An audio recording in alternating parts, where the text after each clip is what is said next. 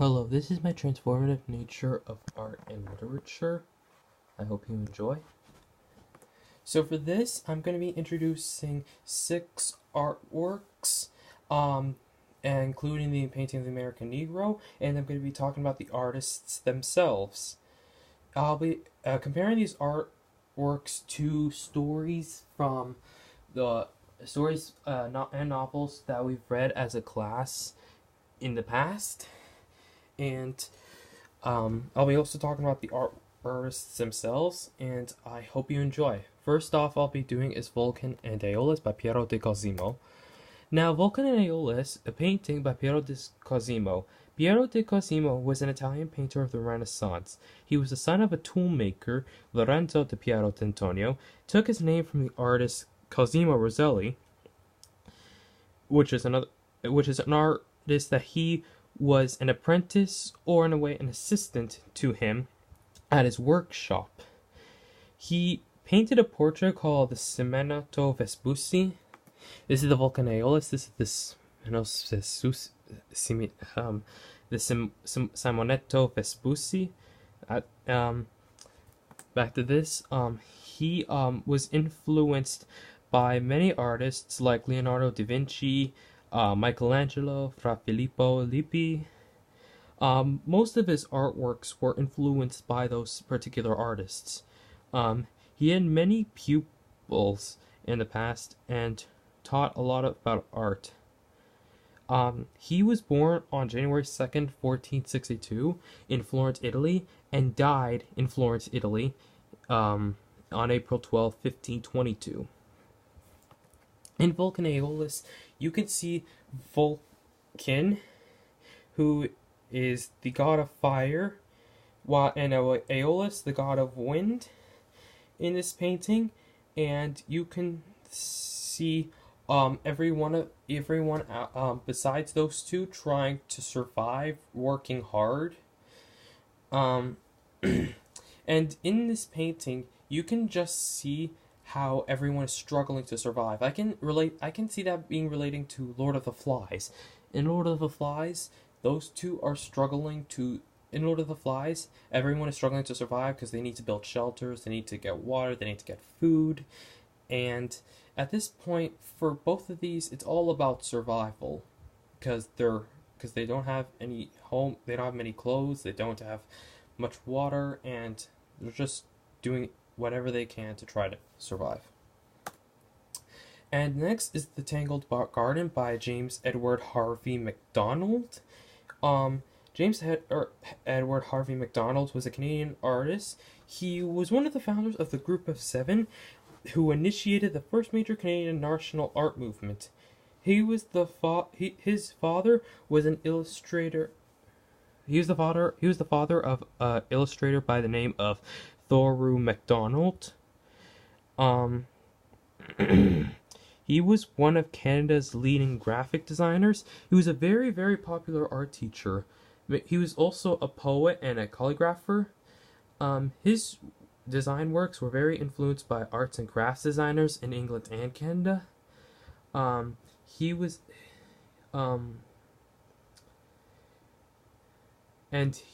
born in 1873, and unfortunately he died in 1942. That's him right over here. I forgot to remove that. I'm sorry. This is the picture of the artwork, The Tangled Garden. I relate this to the possibility of evil, because I'm not just relating this because this garden is similar to Miss Strangeworth's garden, but simply because of what it represents. Because I don't just relate this, because I relate this to Miss Strangeworth. I don't relate this to the garden. Because Miss Strangeworth, she is nice and beautiful on the outside, but on the inside, she is very, very evil. And in this painting, when you look at gardens, you see just how beautiful they are. You admire them so much. You hardly notice like anything bad about this. And that's what the people think of Miss Strangeworth. They don't notice anything bad about her. They think she's good. They don't think she's evil in any way. And just like in this artwork, these flowers are beautiful. But look at one of the flowers. This one in particular. This one is dead. and they look great on the outside, but on the inside they can be something else. They are they are not 100% good. They can be a lot more. They can be evil, and you just cannot know it, because just like in the possibility of evil, it was deception. She was able to trick everyone by thinking that she was some nice old lady, but she was really very nice.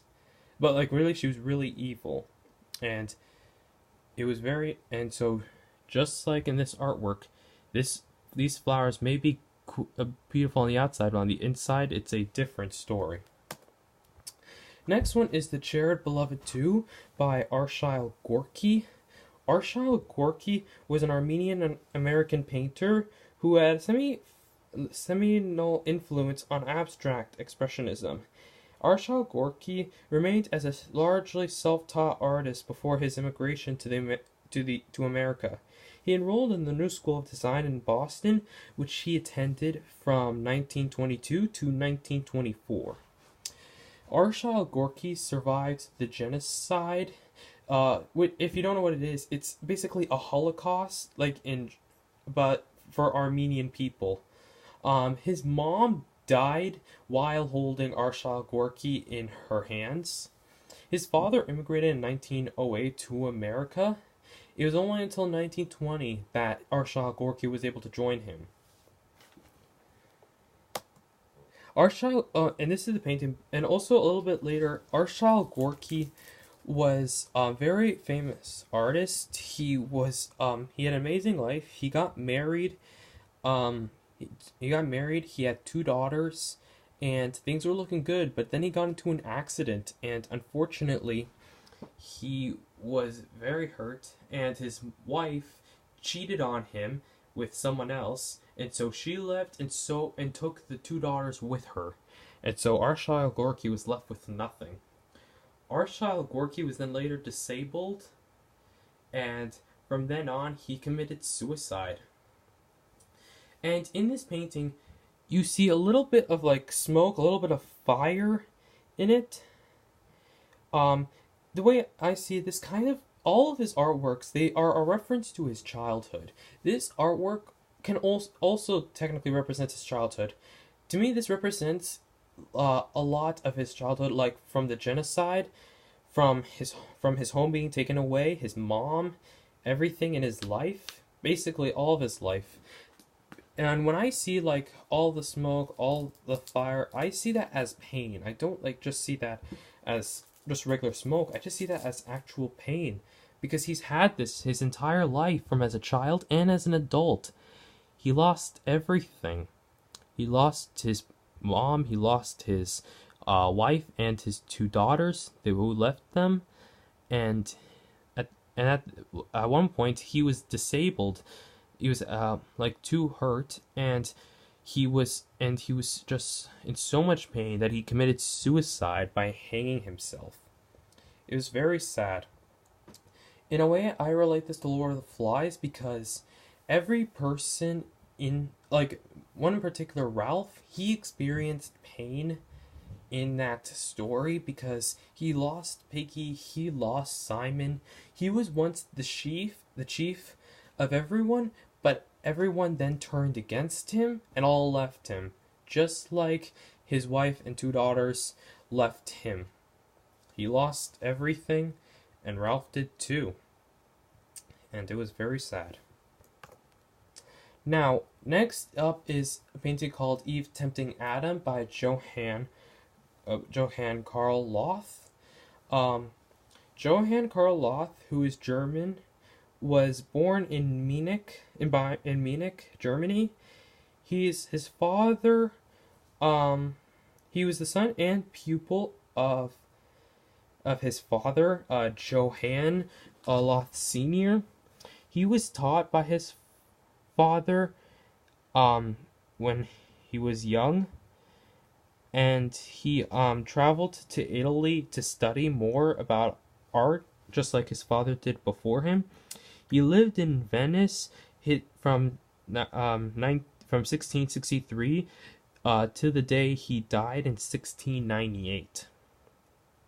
He was born in 1632, which is what happened to him. And in this artwork, I see Eve trying to get Adam to fall in love with her. As you can notice from the painting, Eve tempting Adam. I compare this to lather, but nothing else, because when I think of this as temptation. Because when in this painting, Eve is trying to tempt Adam to fall in love with her. And you could see her without any clothes trying to get Adam to come closer to kiss her. And in Lather But Nothing Else, Captain Torres goes to the barber shop because he knows that barber wants to kill him. And so he's basically just allowing himself for him to get killed. He's basically tempting that barber to kill him. I've noticed those have a lot in common.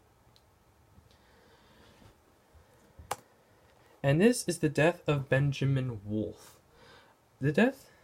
Wolfe, who died in the battle to conquer Quebec in 1759, which was an event that still resonated years later when Benjamin West painted this work, which became its defining image. When you see this painting, you could see how everyone is surrounding him. Everyone is mourning for him. This reminds me a lot of Romeo and Juliet. When Romeo and Juliet died, the Montagues and the Capulets, they were against each other, but with their death they got even closer. Sometimes death can bring people even closer, and it's just the wrong kind though. And this is the painting of the American Negro by James Rosenquist. James Rosenquist was an American painter. He was known for his colossal collage paintings. He's a seminal figure in the movement pop art. James Rosenquist became well known in the 1960s as a leading American pop artist. He was really well known for all of his artworks in the past. He had a big background in commercial art. He was in the pop art movement. He was like the main protagonist in that pop art. And in this painting, you can see the painting of the American Negro. I related